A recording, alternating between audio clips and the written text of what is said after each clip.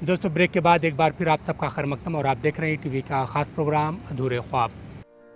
हिंदुस्तान के कल्ब में बसने वाले इस सूबे के अवाम को उम्मीद थी कि ये सूबा हिंदुस्तान के दिल में बसता है। यहाँ की हुकूमतें अवामी इश्तराक से तरक्की की नई इबारत लिखेंगी, लेकिन ऐसा कोई भी ख्वाब शर्मिंदा ताबीर न हो सका। इंतखाबात पर इंतखाबात होते रहे और मध्य प्रदेश के अवाम हर बार ये सोचकर वोट डालते रहे कि शायद इस बार उनकी तकदीर का नया सूरज तुलू हो, लेकिन राजगढ़ के अवाम का यह ख्वाब ही रह गया। एक ऐसा ख्वाब जिसकी ताबीर हमारे नुमाइंदों के हाथ में थी, लेकिन हमारे नुमाइंदे, उनका ताल्लुक चाहे किसी भी पार्टी से हो, उन्होंने अपनी तरक्की के नए पैमाने तो बनाए और उनका सितारा भी बुलंदी पर पहुंचा, लेकिन अवाम के चेहरों पर जो उदासी और मायूसी छाई हुई थी उसकी जानिब तवज्जो नहीं दी गई। ऐसे में अगर राजगढ़ के पसमानदा समाज और उसमें मुस्लिम समाज की बात करें तो उनके हालात में आज़ादी के बाद कोई खास बदलाव नहीं आया। पसमानदा समाज और अक़लियतें हमारी सियासी पार्टियों की बेहसी के सबब आज भी वहीं खड़ी हैं जहां वो आज़ादी से कब्ल थीं। इस दौरान अगर कुछ बदला है तो वो है सियासी पार्टियों का चेहरा और उनका वादा। माहौल तो सामने साफ नज़र आता है कि चाहे वो मोहल्ले में गंदगी की लाइन से हो, साफ़ सफाई की लाइन से हो, कि इन इलाकों में ना तो साफ़ सफाई की तरफ ध्यान दिया जाता है और न ही इसमें कैसे तरक्की हो जाए उस तरक्की की तरफ भी किसी की निगाह नहीं जाती। और इस कौम को और मुसलमान को किस चीज़ की ज़रूरत है बेसिक उसकी तरफ भी निगाह नहीं डाली। हाँ, कोई जब वक्त मौका वोटों का आता है या कोई चुनाव का आता है तो उस वक्त ज़रूर वादे होते हैं, लेकिन उन वादों को भी अमली जामा नहीं पहनाया जाता, बल्कि चुनाव के बाद उन्हें भुला दिया जाता है और फिर वही कौम उसी हालत में फिर रह जाती है। राजगढ़ में अगर तालीमी तरक्की की बात की जाए तो मध्य प्रदेश में राजगढ़ का शुमार पसमानदा अजला में होता है। मध्य प्रदेश के 50 अजला में तालीमी शरह में इसका मुकाम 39वें नंबर पर है। राजगढ़ में आज़ादी के 65 साल बाद भी तालीमी फीसद बमुश्किल 66 के करीब ही पहुंच सका है। ऐसे में अगर मुस्लिम समाज की तालीमी तरक्की की बात करें तो वो और भी कम है।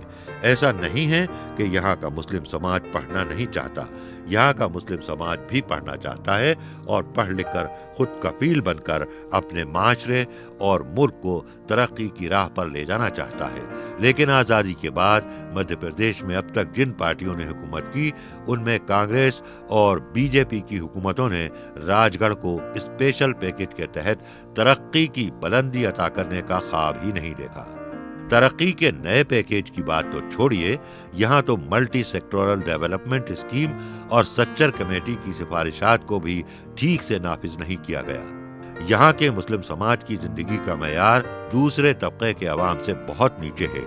जहाँ कहीं भी मुस्लिम तबके को हुकूमत का तावन मिला है, मुस्लिम समाज ने अपनी अहलियत से बेहतरीन नताइज दिए हैं। मौजूदा हुकूमत की बात करें तो उसके मुखिया शिवराज सिंह ये कहते हुए नहीं थकते कि हम कांग्रेस की तरह वोट की राजनीति नहीं करते, लेकिन 2003 से मध्य प्रदेश में उनकी पार्टी की सरकार है और वो खुद कई सालों से प्रदेश के वजीर आला हैं, लेकिन उन्होंने राजगढ़ ही क्या प्रदेश के मुसलमानों और उनसे जुड़े इदारों की तरक्की के लिए कोई ऐसा कदम नहीं उठाया जिसे एक नजीर के तौर पर पेश किया जा सके। शिवराज सिंह के वादे सियासत की दहलीज से निकलकर हकीकत का जामा कब पहनेंगे ये किसी को नहीं मालूम। हमारी दिग्विजय सिंह जी की जो कांग्रेस की सरकार थी उसने जो नींव रखी, आज राजगढ़ का डेवलपमेंट उसी पर आधारित है। उदाहरण के तौर पे आप देखेंगे तो उस वक्त रखी गई नींव के तौर पे जो सौर ऊर्जा प्लान यहाँ पर जो स्थापित किए जा रहे हैं वो माननीय दिग्विजय सिंह जी के द्वारा ही लाई गई पॉलिसी के तहत यहाँ पे करीब 50 मेगावाट का एनटीपीसी लगा। ये बात ज़रूर है कि बीज जो है कांग्रेस की सरकार ने बोया था, जिसकी फसल काटने का काम ज़रूर आने वाली सरकारें करेंगी। अगर कुछ दिया नहीं होता, मैं वहीं से बात करूं, तो सेकंड बार कभी नहीं आते, थर्ड बार कभी नहीं आते। महत्वपूर्ण ये है कि क्या अब अपन जो जी रहे हैं वो शिवराज सिंह चौहान जी की पूरी योजनाओं का कारण है। एक गरीब को नीचे से उठा के उन्होंने ऊपर तक लेके आए हैं, वो हर व्यक्ति की चिंता करी है उन्होंने पूरी प्रॉपर। और जहाँ तक मुसलमानों की बात है तो कभी मुसलमान भाइयों को ऐसा कभी नहीं लगा कि कि ये सरकार जो इनके मन में धारणा हुआ करती थी कि हिंदू के लिए सोचती है, मुसलमान के पक्ष में नहीं सोचती है, ऐसी कोई बात ना कभी आई है, ना मुसलमान भाइयों के पक्ष में आई है, क्योंकि इतनी प्रचंड बहुमत विधानसभा में और लोकसभा में मुसलमानों के सहयोग के बगैर कभी नहीं आ सकता था। ऐसा भी नहीं है कि मध्य प्रदेश में अक़लियतों, खास तौर पर मुसलमानों के हालात अभी खराब हुए हों। मध्य प्रदेश पर 4 दहाई से ज्यादा अरसे तक राज करने वाली कांग्रेस ने भी मुसलमानों की तरक्की के लिए कुछ नहीं किया।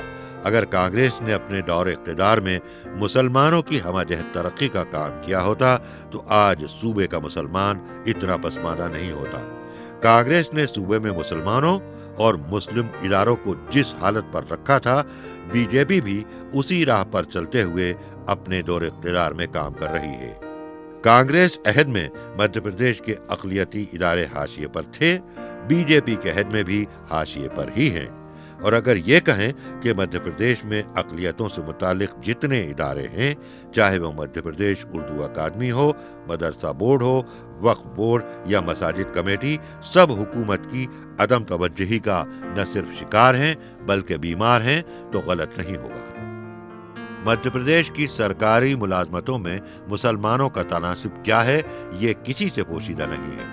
राजगढ़ में सरकारी मुलाजमत मुसलमानों का तनासुब 1% भी नहीं है। हालांकि रियासती हद में यहाँ मुसलमानों की एक बड़ी आबादी न सिर्फ सरकारी मुलाजमत से वाबस्ता थी बल्कि बड़े ओहदों पर फाइज भी थी। मध्य प्रदेश में अक़लियतों से मुतालिक जो इदारे हैं उनमें मदरसा बोर्ड, हज कमेटी, उर्दू अकादमी, मसाजिद कमेटी और वक्फ बोर्ड के नाम काबिल जिक्र हैं। अगर इन इदारों की मजमूई बजट की बात की जाए तो इन तमाम इदारों को मिलाकर मध्य प्रदेश की किसी भी हुकूमत ने, चाहे वो कांग्रेस की हो या बीजेपी की, अक़लियतों के तमाम इदारों का बजट आज तक 3 करोड़ के आंकड़े को नहीं छू सका।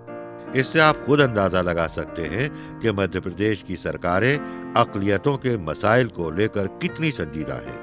मध्य प्रदेश में हज हाउस की क़याम की मुस्लिम समाज के देरीना मुतालिबात को शिवराज हुकूमत ने जहां 100 दिन में पूरा करने का वादा किया था, वहां अब तक हज हाउस के नाम पर सिर्फ 4 ईंटें रखी गई हैं। सूबे के आज़मीन हज वहां की सहूलियात का इस्तेमाल कब तक कर सकेंगे, ये किसी को नहीं मालूम। मध्य प्रदेश में वक्फ बोर्ड की 66,000 करोड़ की इमलाक है। राजगढ़ में भी वक्फ बोर्ड की करोड़ों की जमीन है, लेकिन इसका फायदा राजगढ़ के मुसलमानों तक नहीं पहुंच रहा है। उसकी वजह यह है कि इन इदारों में हुकूमत ने जिन लोगों को बिठाया है वो सियासी पार्टी के नजरियात के हामी हैं और उन्हें मुसलमानों के मसाइल से कोई सरोकार नहीं है।